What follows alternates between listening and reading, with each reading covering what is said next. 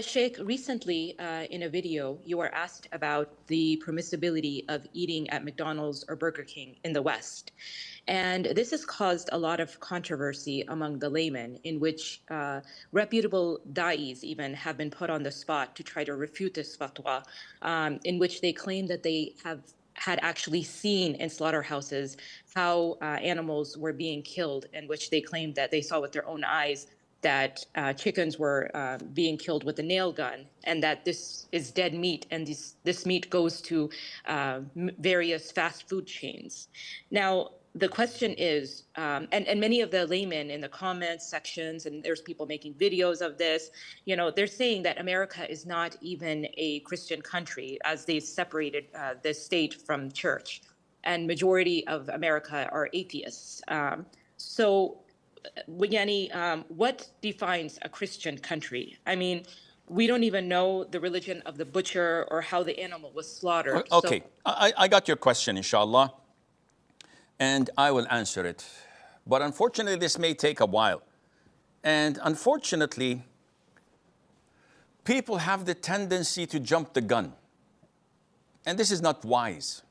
And this is not logical. If you don't know, you should ask. Well, this goes the same with you, Sheikh. If you did not know, you should also ask. Okay, I agree.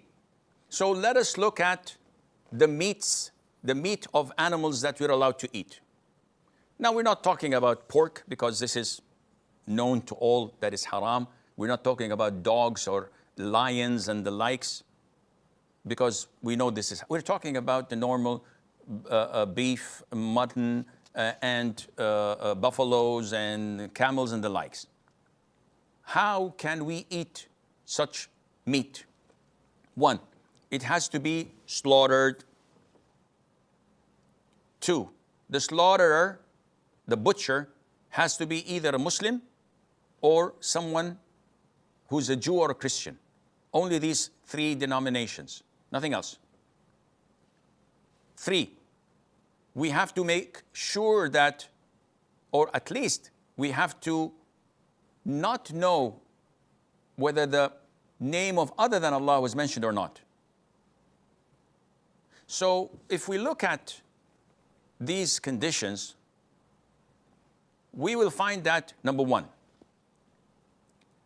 Allah Azza wa Jal mentioned in the Qur'an, in ayah number 5, Surah Al-Ma'idah, chapter number 5, that today at-tayyibat were made halal for you, and the meat that was slaughtered by the people of the book. As Ibn Abbas, may Allah be pleased with him, and his father gave the tafsir of وَطَعَامُ أَهْلُ الْكِتَابِ حِلٌّ لَكُمْ. So we know that whatever meat that is slaughtered by the people of the book is halal for us to consume. Another verse says, do not eat from what the name of Allah was not mentioned over. So people say, we don't know if the name of Allah was mentioned over this slaughtering or not. No problem.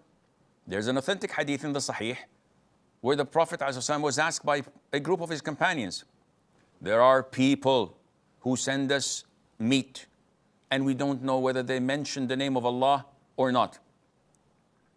A clear hadith.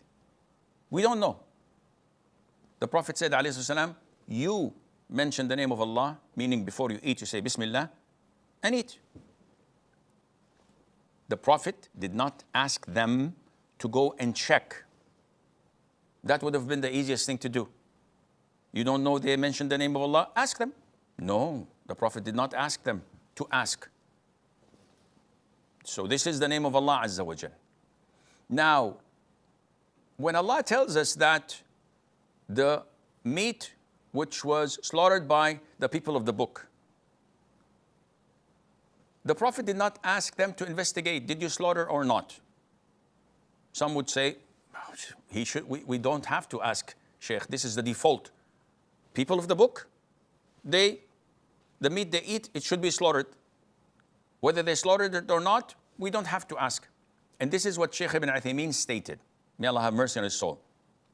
Either we know that surely this was not slaughtered and it was killed through other means of slaughtering, other than slaughtering, such as, if we know that a country like Belgium, for example, they have a regulation that no slaughterhouse can slaughter. They have to electrify until the animal is totally cold stone dead, or bang it on the head with a hammer until it's dead, not alive. And this is a regulation, a rule in the country. No one can defy it. In this case, eating meat there is haram, because we know. But if there isn't such a law, and some may do this, some may not, should I investigate? Sheikh Ibn Uthaymeen says, if you know for certain that this was not slaughtered, it's haram for you to eat. If you know for certain that it was slaughtered by a Muslim, a Jew, or a Christian, it is halal for you to eat. If, number three, you don't know whether it was slaughtered or not, but the country you're in is predominantly a Christian country, then you eat without asking. Why? Don't I have to investigate? Sheikh Ibn Uthaymeen says no, because the Prophet did not order us ﷺ to investigate. When the companions came and said, O Prophet of Allah, there are people, whether Muslims or people of the book, that bring us food and we don't know whether they mention the name of Allah on it or not. He said, you mention the name of Allah and eat. So now we come to problem number one. Sheikh, there are slaughterhouses that hit the animal on the head before cutting it into pieces. And I've seen this with my own eyes. I'll say, okay, number one, can you testify in front of Allah that all slaughterhouses in LA or in New York City do not slaughter, that they all kill the animal cold, dead, before cutting it and chopping it? Can you testify in front of Allah? He says, no, I went to 10 of them. How many left? Oh, maybe 1,000, Sheikh. So you cannot generalize, akhi. In Islam, we can't generalize by assumption. This is point number one. Number two, there are many slaughterhouses in the States and elsewhere where they would electrify the animal so that it would stun it, not kill it. It can be handled. It makes it drowsy, and they can slaughter it without a problem. This is halal. It's not dead. Yes, if it was electrified until it was dead totally, then slaughtered, this is haram. If it was hit on the head with a needle or with a hammer, and it was killed, then slaughtered, this is haram. I agree, but this is not the default. The default is whatever Christians come and present us with is halal, until proven otherwise. Okay, Sheikh, one other doubt which the sister mentioned. These countries are not Christian. How do you say this, akhi? Because so many of them are atheists. Akhi, it's in the constitution that the president has to be Christian. Whether Catholic or Protestant doesn't make a difference. So this is what's mentioned in the constitution. And they are predominantly Christians. Yeah, but they say they're Christians, but they're not, Sheikh. I'm not supposed to give a placement test for each and every slaughterhouse, answer these questions to verify whether they're Christians or not. What are they? Christians. Ask anyone. The UK, the US, Europe, they're Christians. There are huge amounts of atheists, but that does not reverse the rule. Allah says it's permissible for you to eat the meat that was slaughtered by the people of the book.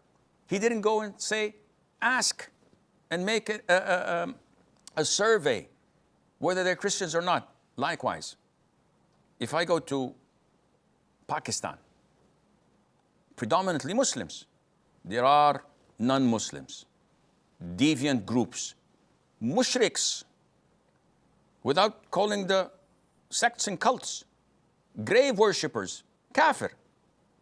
So, what about Turkey? A secular country, 10-15% Alawis, atheists, don't know the Qur'an, don't know even the direction of the Qibla. I can't eat in Turkey? Oh, no, no, Sheikh, it's a predominantly Muslim country. They're Muslims. Okay. How would I know that they're practicing Muslims or grave worshippers or non-Muslims? Again, the default is they're Christians. They're people of the book. And the beautiful thing is, verse 5, Surah 5, mentions two things. The meat slaughtered by the people of the book and the women of the people of the book.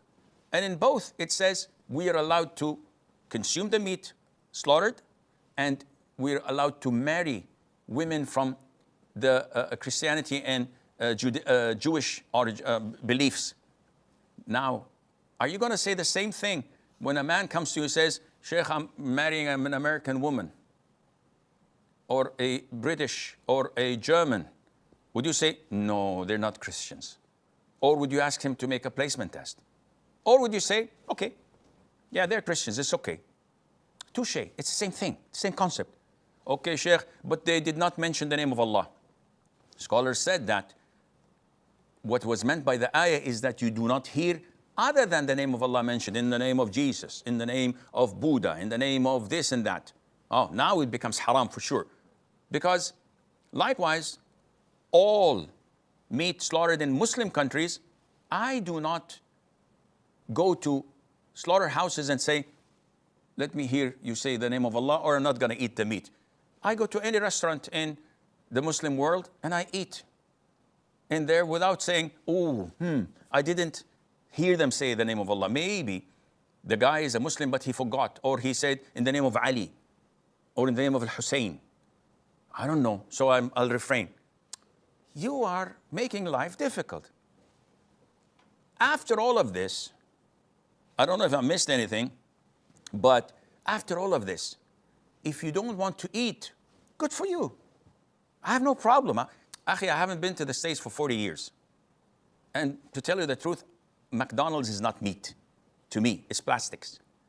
But that doesn't mean I'm endorsing you to eat there. If you feel that, no, I'd rather be safe rather than sorry, there are so many halal outlets, good for you. Eat there. But don't look down at people who follow scholars. And I'm telling you, I don't shoot from the hip. This is the fatwa of Sheikh bin Baz and Ibn Uthaymeen. And they said that you go and eat in these countries without asking. This is the Islamic verdict according to the Qur'an and to the Sunnah. The Prophet himself ﷺ was invited by a Jew woman, and she prepared a ram for him, and he ate without asking her about their income or about whether it was killed by another a blow from another ram, or it fell from a mountain, or it drowned. The Prophet just said Bismillah and ate. One would say, oh, because the Jews are known to eat kosher meat and they have to have rituals, etc. Akhi, this is what you say. What about the Jews who are not practicing Jews? Would you eat? Said, most likely it's kosher, most likely. We don't act like this. We have defaults. Islam is a religion of ease and simplicity. Now you want to eat halal food, good for you. I'm not telling you, no, you have to go to KFC or to Burger King. No. Keep on going and eating halal. But if you see me or someone else following the fatwa of scholars and following the thought process that I've just explained to you in black and white, it's so easy. You don't look down at them and say, oh, your dua is not going to be answered because you're eating non-zabiha and halal, and it's, with all due respect, I don't buy this, but again, this is my stance and my point of view according to the scholars. My scholars show me what and who you're following according to the teaching of the Qur'an and the Sunnah, according to the default. Otherwise, remember Turkey and Pakistan, remember those who are grave worshippers, remember marrying Christian women in these countries, whether you're going to deal with it in the same fashion. And if you deal with it in the same fashion, we have a big problem. Not of takfir, the people of the book, but this would be cascaded upon the Muslims. You will not consider me Muslim until you give me a placement test. Let me check